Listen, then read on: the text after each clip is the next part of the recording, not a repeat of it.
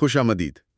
آج ہم پائیدار مضبوط رشتوں کی آپ کہہ لیں گتھیوں کو سلجھانے کی کوشش کر رہے ہیں۔ جی ہمارے پاس کافی کچھ ہے، مضامین ہیں، کچھ ریسرچ ہے، ماہرین کی باتیں ہیں، تو ان سب سے کوشش کریں گے سمجھنے کی کہ آخر کیا چیز ہے جو رشتوں کو وقت کے ساتھ مضبوط رکھتی ہے۔ بالکل، اور مقصد یہی ہے کہ ان ذرائع سے وہ خاص باتیں نکالی جائیں جن سے نہ صرف رشتے کی گہرائی سمجھ آئے بلکہ انہیں بہتر بنانے کے کچھ عملی طریقے بھی ملیں۔ صحیح۔ تو چلیں شروع کرتے ہیں اس دلچسپ موضوع کی گہرائی میں اترنا۔ چلیں جی، تو سب سے پہلی اور شاید سب سے آپ کہیں بنیادی بات جو سامنے آتی ہے وہ ہے مؤثر بات چیت۔ جی ہاں، ذرائع یہی کہتے ہیں کہ یہ صرف مسائل پر بات کرنا نہیں ہے، بلکہ اپنے جذبات، اپنے خدشات، یہاں تک کہ خوشیوں کو بھی کھل کر بتانا۔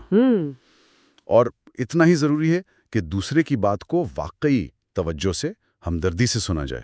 آپ نے بالکل ٹھیک کہا۔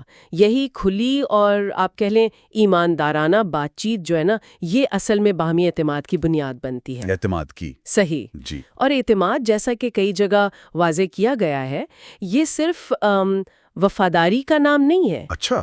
یہ اس سے زیادہ گہرا یقین ہے کہ آپ کا ساتھی وہ مشکل وقت میں ساتھ دے گا، زندگی کے سفر میں آپ کے ساتھ کھڑا ہوگا۔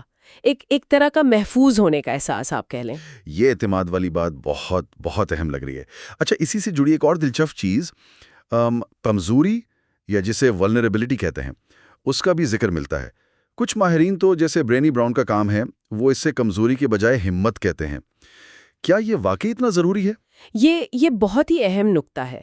دیکھیں، اپنے آپ کو جذباتی طور پر ظاہر کرنا، اپنے ڈر، اپنے خدشات بانٹنا، یہ اصل میں کمزوری نہیں ہے، یہ تو گہرے تعلق کی ایک طرح سے دعوت ہے۔ جب ایک شخص اپنی اصلیت، اپنی کمزوریوں سمیت ظاہر کرتا ہے نا، بالکل۔ اور دوسرا اسے قبولیت سے، سمجھداری سے لیتا ہے، جی، تو ریسرچ بتاتی ہے کہ اس سے نہ صرف وہ قربت بڑھتی ہے بلکہ ایک دوسرے کو صحیح معنوں میں جانے جانے کا احساس پیدا ہوتا ہے۔ اچھا، جانے جانے کا احساس۔ جی، جو رشتے میں اطمینان کے لیے بہت بہت کلیدی حیثیت رکھتا ہے۔ یہ تو ہوئی رشتے کی بنیادوں کی، لیکن وقت کے ساتھ تو رشتے بدلتے بھی ہیں نا۔ اکثر سنتے ہیں کہ شروع کا جوش و جذبہ وہ ہمیشہ نہیں رہتا۔ بالکل بالکل، رشتے کوئی ٹھہری ہوئی چیز تو ہے نہیں، ان میں اتار چڑھاؤ آتے ہیں۔ ایک بہت دلچسپ نظریہ ہے triangular theory of love. Triangular theory? جی، ماہر نفسیات رابرٹ سٹرنبرگ کا۔ آسان لفظوں میں وہ محبت کو ایک تکون جیسا سمجھتے ہیں، 3 کونوں والا۔ اچھا۔ ایک کونا ہے جذباتی لگاؤ یعنی قربت، دوسرا ہے جسمانی کشش یعنی جذبہ، اور تیسرا ہے ساتھ رہنے کا فیصلہ یعنی عزم۔ قربت، جذبہ اور عزم۔ جی، اور ذرائع یہ بتاتے ہیں کہ کامیاب رشتے میں ان تینوں کا توازن اہم ہے، اور یہ توازن وقت کے ساتھ بدلتا رہتا ہے۔ بدلتا رہتا ہے؟ کیسے؟ مطلب کبھی ہو سکتا ہے جذبہ بہت زیادہ ہو، شروع میں جیسے ہوتا ہے، پھر وقت کے ساتھ قربت اور عزم زیادہ مستحکم ہو جاتے ہیں۔ تو کیا یہ جو رشتے کے الگ الگ مراحل ہوتے ہیں، جیسے وہ ہنی مون فیز کا سنتے ہیں اور پھر ایک ٹھہراؤ کا دور آ جاتا ہے، ان کو سمجھنا ضروری ہے؟ جی ہاں، ان مراحل کو سمجھنا اور قبول کرنا بہت اہم ہے۔ ساتھ ہی ایک اور بات پر بھی زور دیا جاتا ہے، وہ ہے رشتے میں نیا پن یا نوولٹی کو برقرار رکھنا۔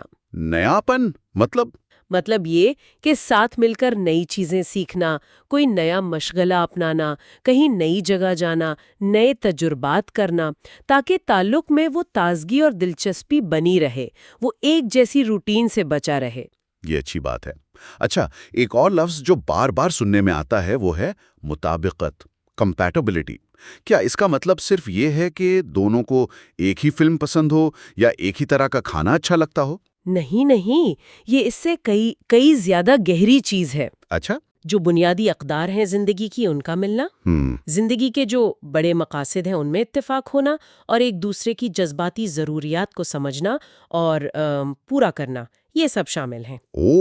تو یہ تو کافی گہری بات ہے۔ جی، یہ گہری مطابقت جو ہے یہ طویل مدتی کامیابی کے امکانات بڑھاتی ہے، لیکن دیکھیں اس کا مطلب یہ بھی نہیں کہ دونوں بالکل ایک جیسے ہوں، فوٹو کاپی نہیں۔ ہاں، یہ بھی ٹھیک ہے۔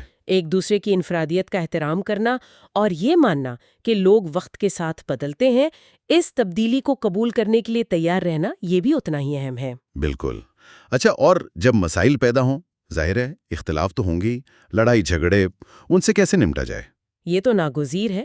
دیکھیں، اہم یہ نہیں کہ اختلاف نہ ہو، وہ تو ہوں گے، اہم یہ ہے کہ ان سے نمٹا کیسے جائے۔ صحیح۔ گانا یا بات چیت سے ہی بھاگ جانا، بالکل چپ ہو جانا، یہ رشتے کے لیے زہر کی طرح ہے۔ تو پھر کیا کرنا چاہیے؟ اس کے بجائے ایک تعمیری انداز اپنانا ضروری ہے، مطلب مسئلے کو سمجھنا، ایک دوسرے کا نقطہ نظر سننا، چاہے آپ متفق نہ بھی ہوں، اور پھر مل کر کوئی حل تلاش کرنے کی کوشش کرنا۔ یعنی مل کر کام کرنا مسئلے پر؟ بالکل۔ تو کیا کبھی ایسا بھی ہوتا ہے کہ خود سے حل نہ نکلے؟ مطلب کسی ماہر کی مدد جیسے کپلز تھیراپی، اس کی ضرورت پڑ سکتی ہے؟ جی بالکل پڑ سکتی ہے۔ بعض اوقات جب جوڑے خود مسائل حل نہیں کر پاتے یا وہ ایک ہی دائرے میں گھومتے رہتے ہیں تو تھیراپی بہت مددگار ثابت ہو سکتی ہے۔ اچھا۔ مثال کے طور پر کچھ اپروچز ہیں جیسے IBCT، وہ بات چیت کو بہتر بنانے اور جذباتی قبولیت کو بڑھانے پر توجہ دیتی ہے تاکہ جوڑے اختلاف کے باوجود ایک دوسرے کو بہتر سمجھ سکیں اور قبول کر سکیں۔